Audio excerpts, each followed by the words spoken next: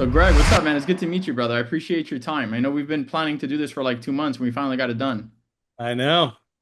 Good stuff. So what's going on with you? How's your summer been? Busy. I'm a father of four, launching a bunch of new brands right now, running a couple companies as we speak, still on a book tour. So my calendar and my life is as action-packed as it could possibly be. Did you ever imagine it being that way? Maybe like high school, college? Like what were your plans back then versus what you're doing now?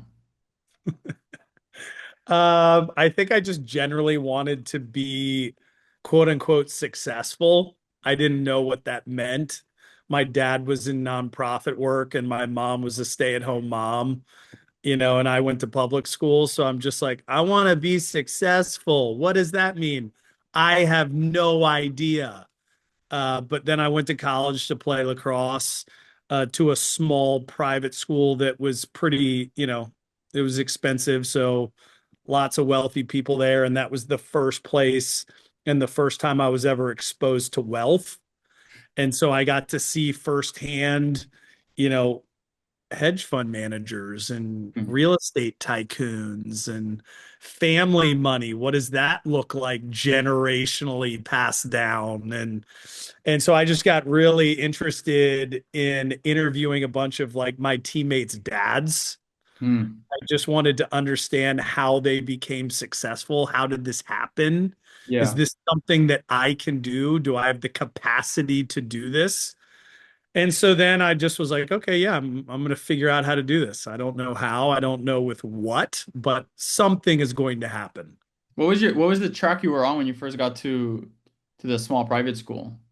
I was a business major, Yeah. uh, but it was a liberal arts school, so it was like you took all different types of classes, and it wasn't overly aggressive. It's not like I went to an Ivy League school where I was on track to then go to Wharton. That was not what was happening. But something was definitely happening back then because your mind was cranking and the wheels were started to turn when you saw all this stuff. I mean, I could relate a little bit because I went to I went to public school until fifth grade. From fifth to eighth grade, switched to private middle school, and then I went to private high school. My private middle school was very normal school, but once I really got to high school and I saw money, which I Yeah, wasn't really used to seeing, I got slapped in the mouth because I yeah. started seeing people my age driving cars that not even my parents had. And I was like, what the hell is going on here? And that kind of just started getting things going. So I'm guessing something very similar happened with you. Yeah. I mean, I would just kind of go, "Hey, what's this guy's deal? Who's this kid?" And they're like, "Oh, this is JP Morgan's great grandson." And you're like, "Holy shit." Yeah. And all right, so like, well, I can't do that, right? I can't go back in time and change who my family is.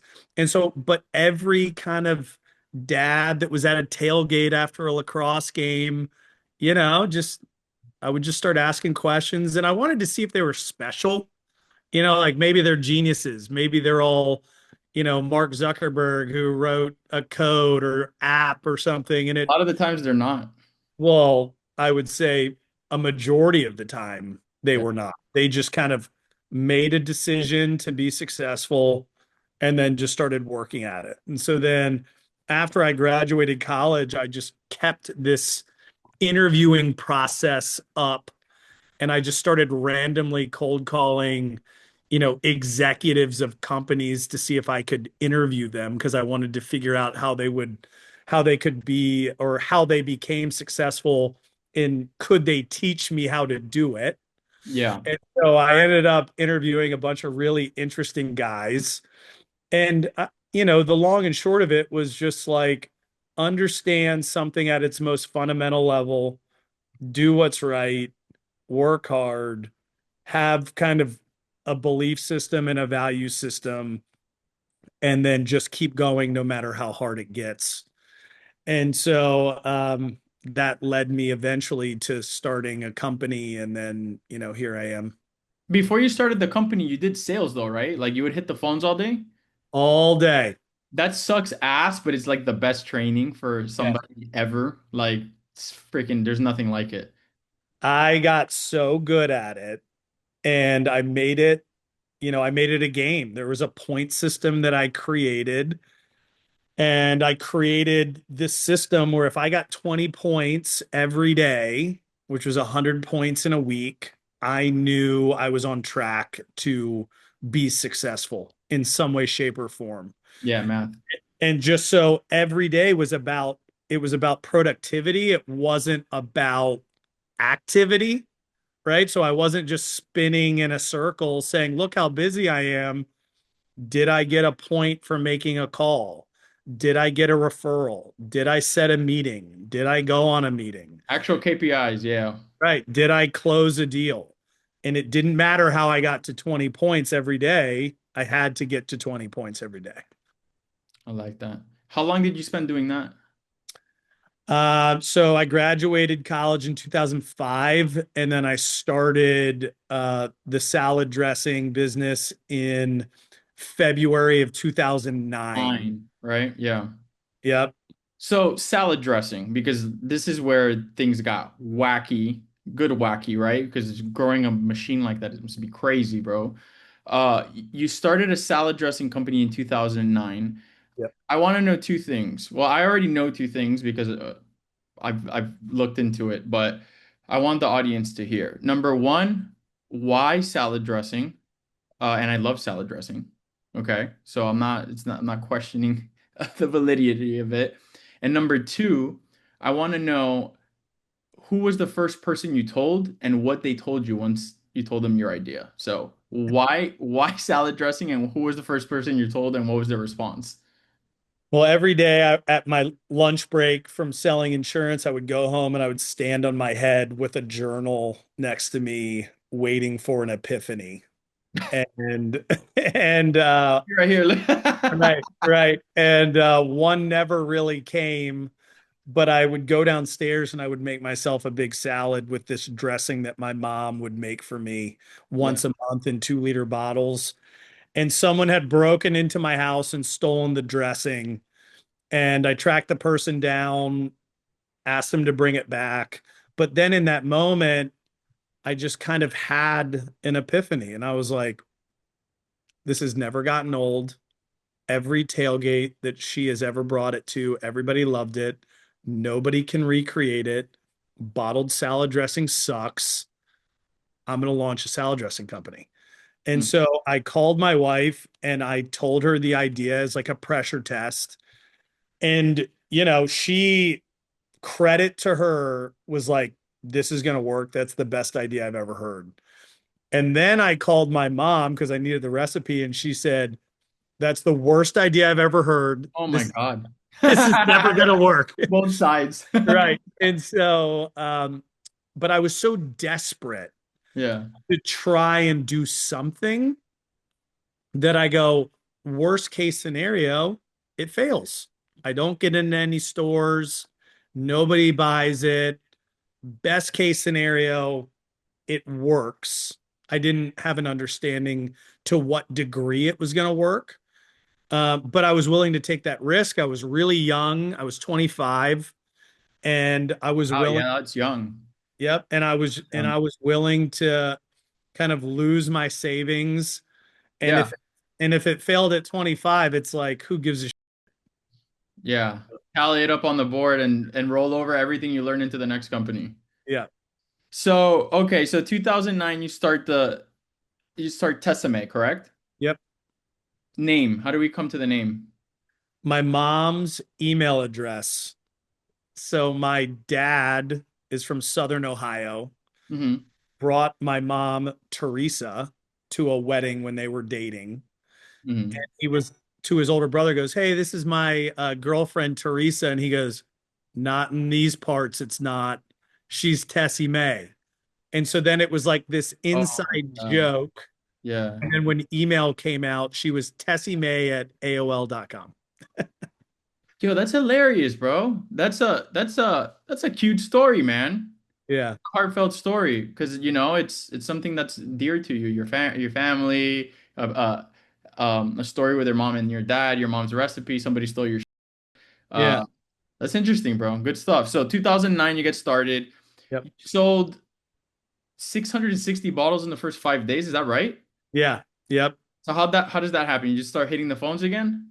Set up a demo in the grocery store, handing out samples kind of all day. Okay, Tell that was selling at the store. Oh, I thought maybe you made a order, like a store made an order for you of 600 bottles. No, they only bought 4 cases and they told me that was going to be for the month. Hmm. And we sold those 4 cases in the first 30 minutes of this grand opening of this store. And then every day they're like, well, that was a fluke. Go make me 6 more cases. Okay, that was a fluke again. Go make me 10 more cases. And so by the end of that 5 day stretch, we had set a national sales record. We sold 660 bottles, and it was kind of off to the races from that point because we had this data set and we could call other stores because I'm good at cold Hmm. calling and Yeah. say, hey man, we sold 660 bottles in 5 days. And the guy's like, dude, we don't sell that in a year. Yeah. Of course we'll let you in. And so that began the process of building it. Now, question for you. I guess besides taste, because I'm sure taste is like immediately drew people in. Was there any other differentiating factor or value prop that made people just go to you guys immediately and made it like a no-brainer for them? We were the first clean ingredient salad dressing. And so then we ended up inventing clean manufacturing. So our recipe initially was olive oil, lemons, garlic, mustard, and sea salt. Hmm. Every other salad dressing on a shelf is xanthan gum, citric acid, natural flavor, soybean oil, all this weird stuff. So the flavor locked people in, and then they would turn the bottle to the side and read the ingredients and go, yes, this is how I make it at my house, but it tastes better than I make it.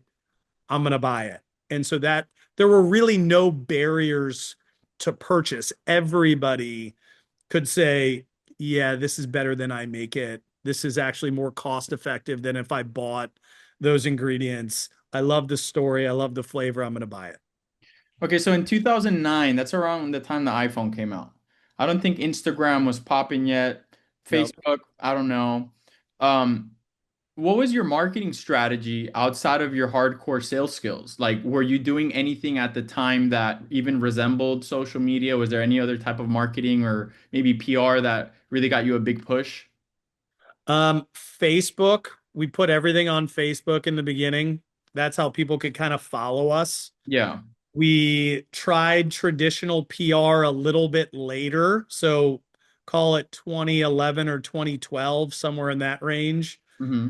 Once Instagram came out, we started kind of working that angle as well. But really, we just were hell bent on standing in stores, creating one on one connections, having people hear our story, remember our story, and then want to buy more.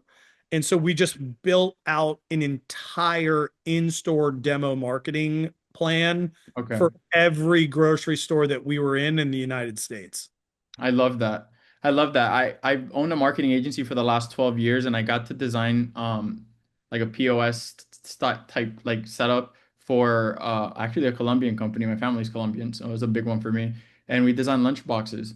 And it was a completely different style of marketing than marketing online, marketing to actual people that are walking by something. So you think you know until you have to do it. So, okay, 2009 you start. When did you start making real money where you're like, all right, like this is what I had in my mind. Um,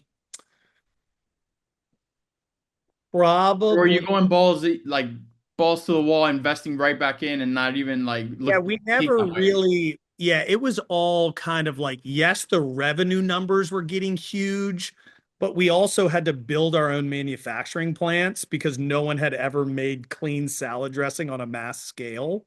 Yeah. So it wasn't, so many brands today. It's like you come up with a great name, great marketing, great packaging, you find a co-packer, you Hmm. find someone to develop the formula. If you're lucky enough, it's a turnkey co-packer. So you just place an order, they buy the raw materials, sell you a finished good, you keep the spread, and Hmm. then that's how you scale, right? You scale on that spread. For us, we were paying employees, buying machinery, having The whole leases, risk. Yeah. the whole thing. And so we always had to invest first Yeah. so that we could launch a new product, and then we would recoup those funds over time. So, yes, the revenue levels and the data points were all magnificent, but it probably wasn't until later where you're like paying yourself a giant salary and you can do it Yeah. that's like, okay, yeah, I mean, I think this is working. And then you're getting valuations on the business and they're gigantic. And you go, okay, well, I guess I'm creating that level of value. And I can What's see gigantic? uh towards the end when we were going to sell it, they valued us between 300 and 500 million bucks. And who's they? The investment banking group we brought on to sell us. Okay, cool, cool, cool. So an investment group comes in, they check your numbers, they check all your stuff, they see what your potential valuation is to see if they will invest or they'll bring other people on. Is that how that works? They were running kind of a formal process. So they were looking at strategics, private equity groups, kind of Gotcha. people looking for, a brand that had the ability to continue to scale. And that was your first time dealing with like that, right? Because that's completely different than just running the day-to-day business, having to learn all these external things. That was the first time that we had hired a formal group. Yeah. Had always been raising money through friends and family and Okay. high net worth individuals to kind of keep the journey going. Hmm. But we had never, hired a professional firm with Wall Street bankers to come in and, data rooms and quality of earnings and, running a formal process. So that was new. Okay. Now you get valued, you get a valuation between 3 and 5, right? What happens next? Do you internally discuss with your wife and your family, do we sell? Is it the right moment? Do we hold off? Do we wait? Can we get a higher valuation? Like what starts happening in your mind in that moment? Well, we were pressured to sell by the investors. We were having investor infighting, and so the only kind of agreement we could get everybody to come to an agreement on was to sell the business. Okay. So I felt like the timing was wrong because it was really still in the middle of the supply chain crisis. We had just navigated COVID well. So that was 20, what, 2020 when this is happening? Yeah. Yep. More or less? Okay. Yep. Did you see an influx of sales after 2020 or did you start seeing any type of declines? What was the trajectory like after that? It was a mix. So we navigated COVID well. The beginning was horrible, right? Because all anybody was buying toilet paper, eggs, water, Clorox wipes, salad dressing was the last on their list. Of course, yeah. Um, and so the supply chain cadence was really, really chaotic. Yeah. Then once a rhythm started happening again, all the sales really picked up because we owned all of our manufacturing, so we could support any sales that came in. And then once all that happened, the floodgates opened and everything, we just thought we were on a frickin' roller coaster, just unleashing holy hell. And then the supply chain crisis happened because of the Russia-Ukraine war. I Yeah. think 85% of the world's sunflower oil came out of that region. Almost every consumer packaged good product in the United States used sunflower oil in some way, shape, or form, or it put a strain on other types of oils. Yeah. So then that really kind of started creating chaos. Um, but again, we navigated it well. And so sales continued to grow and we were growing rapidly. We were innovating aggressively. And so it gave everybody a really clear picture that we could continue to grow. But the whole kind of back end chaos of investor infighting just made it a bowl of spaghetti. It was, You had a lot of people that, obviously took part, helped put money in, and obviously their opinion matters, and you try to make everyone happy, but it's hard to make everyone happy. yep. You can't get everybody exactly what they want. Did you guys ultimately end up selling? We actually ended up restructuring the business Uh-huh. because some groups didn't want to sell. They wanted all of it. They started suing us to get more board seats and more equity. So we Okay. tried to restructure it. The whole thing basically imploded, and then we handed it away for 4 million bucks. Okay. So you should just take it and do something else. The whole thing went up in a dumpster fire. Okay, well, but judging by the smile on your face this whole time, things have gone well and you've been able to learn a lot from it. I also see a picture of you naked back there. Um, and it says undressed. Yeah. I love the play on words. Let's talk about it.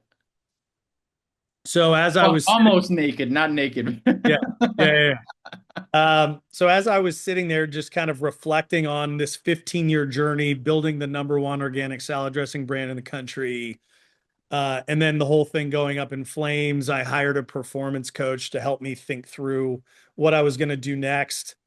And he was like, "Are these stories you keep telling me real?" And I'm like, "Yeah, yeah, they're real." He goes, "Dude, you need to write a book." I'm like, "I don't want to write a book. Why would I want to write a book about the greatest failure of my life?"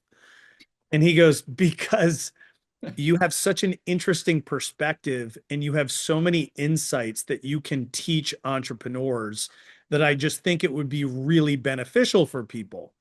And I was like, "No, I'm not doing that." But then I just kind of randomly one day started writing. And the next thing I knew, I had 350 pages written. And I sent it to my guy. And I'm like, "Hey, if you ever need context into what I went through, this is it." So he reads it. He calls me back. He goes, "Dude, you need to find a publisher. You need to find an editor. This needs to be a book." So I did it. We kind of refined it into what you can buy today. And I'm on a book tour and it's been going unbelievably well. And it is the unfiltered story of my failed American dream and how it led to success. And I wrote it completely raw while the wounds were fresh so Yeah. that I didn't try and sugarcoat how hard it was. And a lot of people have responded back with wonderful feedback. So when it comes to writing a book, it's obviously no easy process, much less talking about like all of these personal things, Right. right? You turned it around, obviously. I'm sure there's a ton of people that are going to learn about that.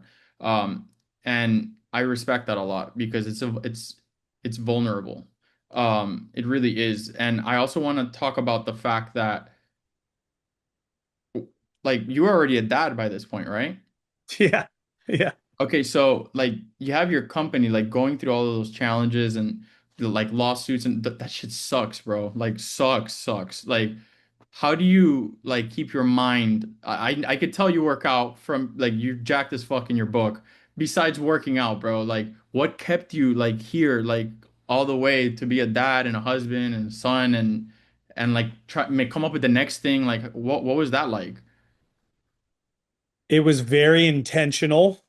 Um, I would write so I have a very specific morning routine that just kind of sets me up for the day where I read scripture or I'll read philosophy or I'll read, biographies of great people that have done great things. Hmm. I'll journal, I'll meditate, um, I'll do an ice bath, I'll sauna, I'll work out.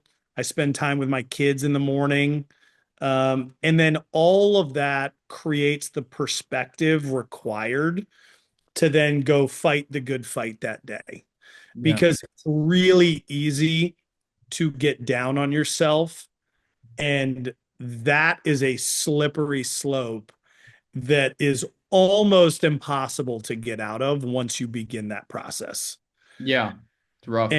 And so keeping perspective and reminding myself what my real job is, or in this instance, it's like the four things money can't buy, which is your health, your time, your soul, and your children's love. If Hmm. you remind yourself of those things, which are actually the pillars of a great life, then you can kind of look at the problems you're trying to solve that day. Remind yourself, wow, I still have my health. Wow, my kids still love me and want to spend time with me.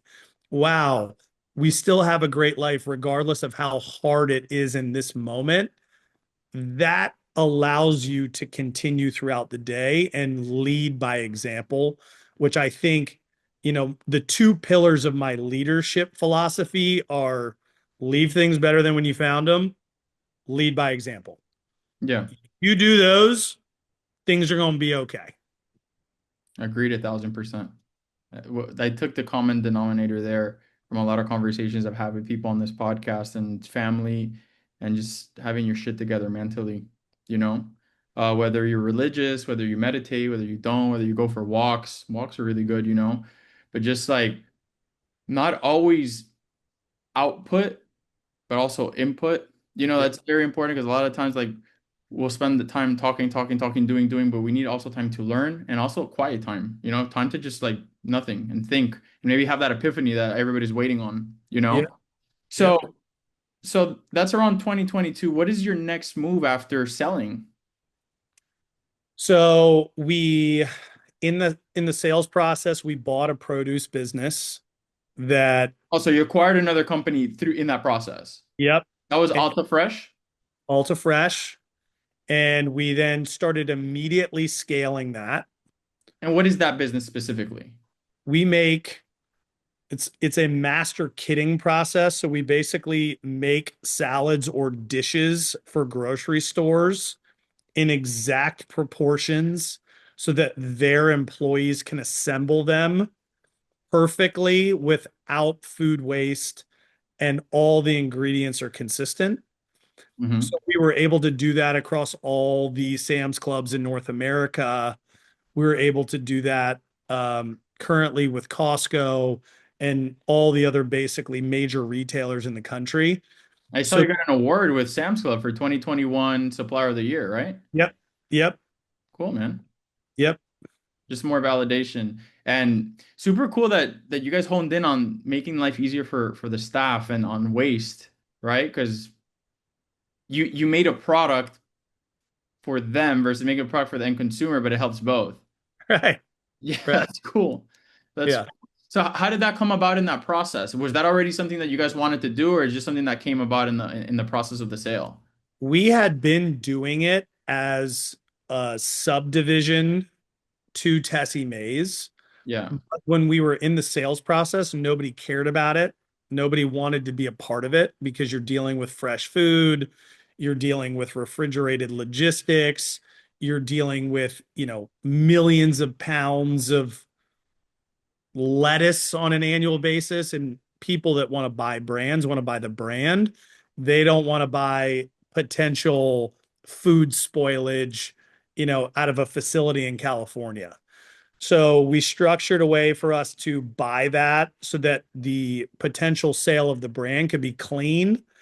And then that allowed us to reimagine what we were doing there and give it the resources and time and attention that it needed. And then it really just kind of took off from there. Gotcha. Now, nice choice of water, by the way. I have like 50 jugs out there with with the water cooler of the Mountain Valley. Um, I saw something about Quenchers and Tushies. Yep. What's Yep. up with that? Tell me all about that. Quenchers it's a ready to drink vodka beverage, Hmm. no bubbles, think Gatorade Zero and vodka. Okay. And we're launching it in some NFL stadiums and Barstool Sports restaurants and golf courses. And so it was just kind of like, why doesn't this exist? We should create it. Let's get into the alcohol business and see what happens. And the feedback has been unbelievably positive. So that has taken on a life of its own. The portable toilet business was out of our brand accelerator that we launched. And so it was literally just to help entrepreneurs come up with ideas and launch them. Hmm. And a kid I coached when he was in seventh grade was like, I want to get into the portable toilet business. And I was like, I'm not interested in that at all. And then I said, if I can come up with a really great brand and great marketing and it's fun, then we'll do it. So we came up with Tushies. We came up with the whole kind of hilarious marketing campaign of my brother Matt being Marty, the head of Tushies. He's this, hilarious redneck that wears pit vipers and gold chains and only cares about fake tits and riding on his jet ski. And we've just kind of taken the portable toilet world by storm. And then that led to us launching wipes. And so now we have Tushies wipes. It's on Amazon. We're competing against Dudes wipes, and The we're flush, yeah, I've seen dudes. I was about to go there. Those guys do great marketing work, dude. yeah, they were the first to kind of hone in on men Men buying. specifically, yeah, yeah. Yeah. Masculine branding. Yep. So we're going to take a slightly different approach to it, but made in America. Tushies, Marty's going to be the face of it. The wipes are a little bit bigger, a little bit cleaner ingredients, and we're just going to do a whole marketing exercise on that. It's going to be really fun. Tell me about your accelerator. So it's basically the playbook that everybody holds over everybody's head, invest with me and I'll give you the playbook. And I was always just so desperately in need of this alleged playbook. How do you scale? How do you do this? How do you do that? And so I created a brand accelerator where people can pick and choose how they pay for it. And so if they want to pay cash for it, they can. If they want to pay us in equity, they can. If they want a la carte services, they can. And so it's literally the playbook for sale if brands want it. And we'll help them if they want it. We'll raise money for them if they want it. We'll do marketing campaigns if they want it. But it's really a soup to nuts playbook for any company to take their product, and we'll help them refine the product, scale the product, find co-packers for the product, get it into retail if they want, so any aspect of the product launch cycle, we have the ability to do and help them with. How are people finding you? Are they just like consuming a lot of your content on podcasts and social media, and then they find out about you and eventually build a relationship? Is it a personal brand? Yeah, And book, I'm sure the book helps a lot too. book helps. We get a bunch of people that read the book and they go, "Dude, I've had this thing for 10 years and I want to take it from 2 million to 5 million. Can you help me?" Right. Yeah. How do you want to be remembered, Greg? I want to be remembered specifically just by my kids and my wife as Oh yeah. Oh as yeah. I a like guy, that. yeah, as a guy that just went for it and lived life to the fullest and did everything of his max capacity to live life to its absolute fullest, and that's about it. Question for you. I see you have a painting right here. I see a partial face. Is that somebody in the family? Nope, that No. is Teddy Roosevelt. Oh, snap. And how about is that the family crest back there? That is my personal brand. Um, and so it's Cute. basically a warrior grizzly bear. Uh-huh. And my dad always used to say, if you're going to be a bear, you might as well be a grizzly. And so that's the logo we created. That's cool. You create a logo partly based on something your dad tells you, and then you create a salad dressing company based off your mom's idea with the name of something that has to do with both of your parents. Super cool, man, because everything that you've talked about so far starts with family, ends with family. It was a good talk, man. I appreciate you coming on the podcast. Yeah, thanks for having me. Yeah, man. So where can we follow you? Where can we find out more about you? GregoryVetter.com is the website, and then I'm on social media and LinkedIn and all that good stuff. All right, y'all. This is Alex Quin, Gregory Vetter. Hustle inspires hustle. See you on the next episode.